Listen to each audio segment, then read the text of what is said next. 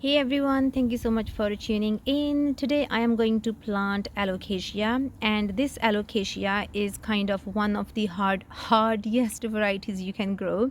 So last year I grew Alocasia macrorrhiza.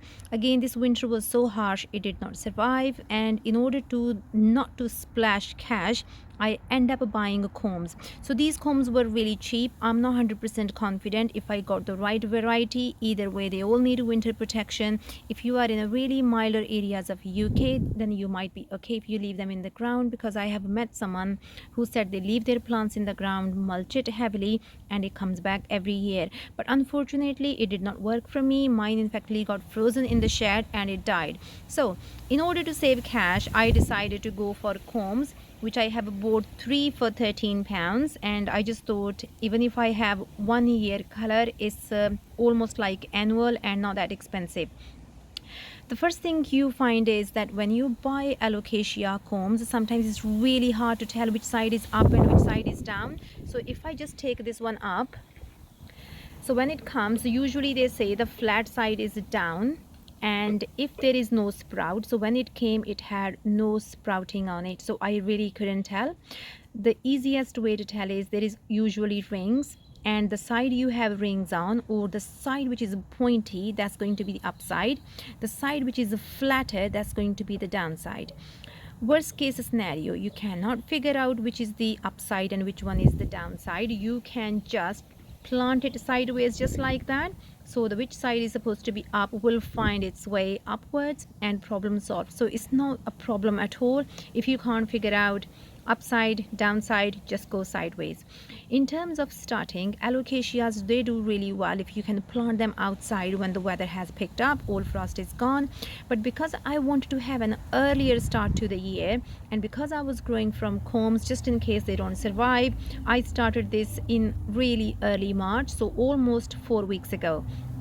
And I just put them in this pot, kind of is a home container, and I have got moss inside. The reason I am not advocate of buying moss in any way, just because of environmental reasons.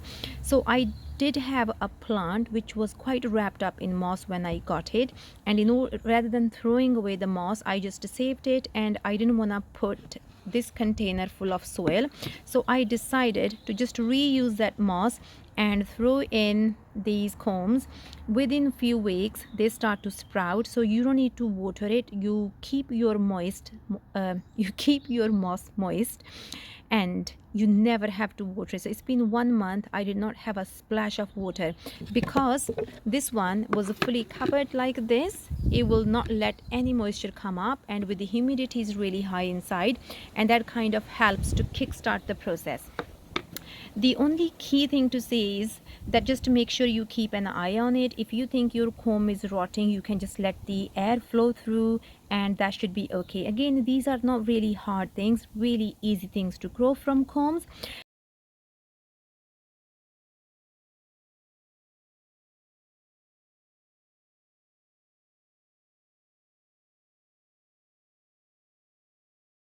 When I started this process, I watched some videos, and some of the videos suggest that you need to peel this skin off. So I'm going to show you second one.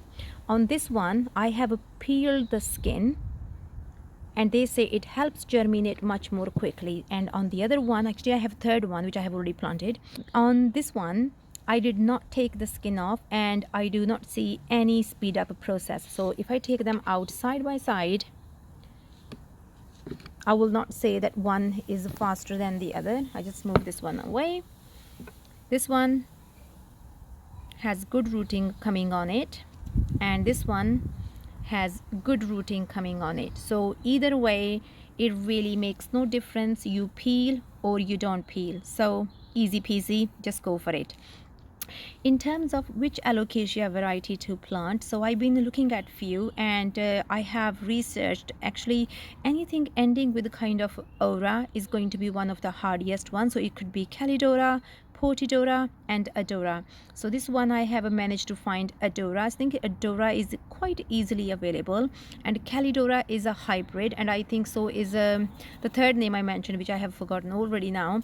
I think that might be hybrid as well, but anyway, for me it doesn't matter hybrid or not hybrid. I was just trying to be really budget friendly, and this was the cheapest thing I could find. All I wanted is a huge foliage, beautiful green. I do not care Calidora, Portidora or Odora, as long as they give me green beautiful foliage. In terms of planting, you can wait for the frost to disappear so that all this hard work is pays off. In terms of planting, don't just bring them from indoor to outdoor and just plant them straight away. Let them settle to the outdoor conditions. So this pot has been sitting outside for 3 days now, so these ones should have gone used to the weather, and now I'm just going to plant it. And I have already planted one, which was no hard work in any way. So right there, this one is the third one, which I have really planted in the ground, which is quite clay soil. Of course it was mulched with manure last year, but I don't think I did it any in autumn, or I might do it actually in spring bit soon, just now.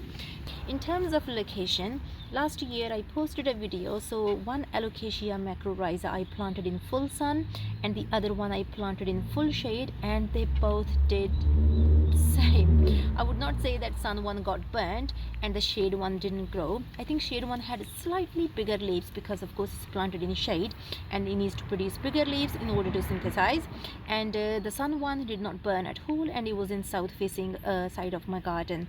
So all in all, in terms of location, you can plant it in full sun, part shade or shade. In terms of where you plant it in the border, I made the mistake last year. I planted to the front of my border because I didn't imagine the eventual size of it, and it did cover my one of my palms.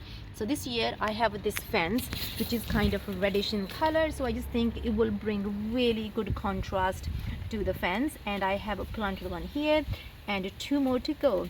Thank you so much, and I really hope that this one was informative.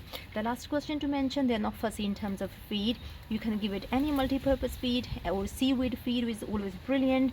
In terms of location, already mentioned, they're not fussy. So in terms of a compost, if you are using pot plants, you need to be really picky to make sure you have got the best kind of compost, because it's like almost we are what we eat. Same thing with plants. You give them good quality compost, mix some organic matter, give it slow release feed. They will reward you with beautiful foliage. But if you think you just pot them up and leave them alone, they're not going to do great. And all these plants which are huge foliage, they love water, so don't let them dry out completely. If they are in the ground, I don't even put effort to water them because they always take care of themselves. But if they are in raised beds or they are in pots, you need to make sure you water them regularly. And that's it really, and just sit back and enjoy this beautiful foliage. So I will do this, I will shoot the video maybe a month later, how quickly this one has done well or hasn't done well at all. But again, thank you so much for tuning in. Bye bye.